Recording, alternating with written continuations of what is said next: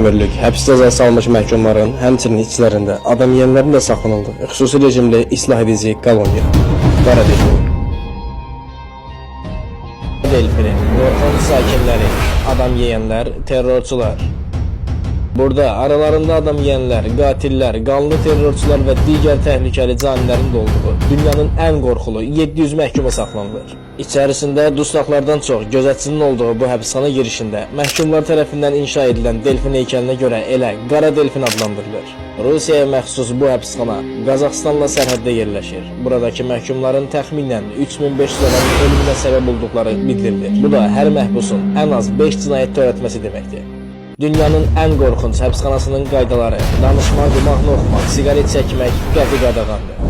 Bu həbsxananın özünə məxsus qaydaları var. Bu qaydalara əməl etmək hər bir məhkumdan tələb olunur və məcburidir.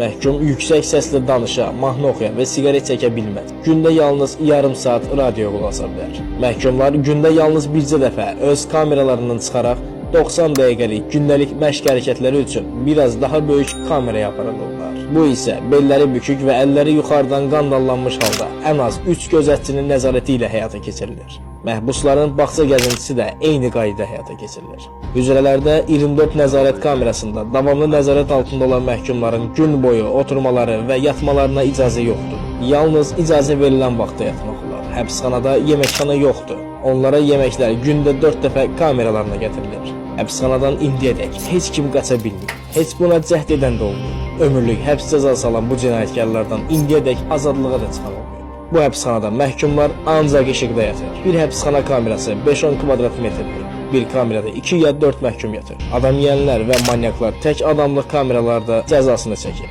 Xüsusilə təhlükəli cinayətkarlar stəkan adlandırılan dar qəfəsə salınır. Həmin kameralarda bütün günü, hətta gecələrdə işıq yanır. Məhkumların qaranlıqda yatması qadağandır.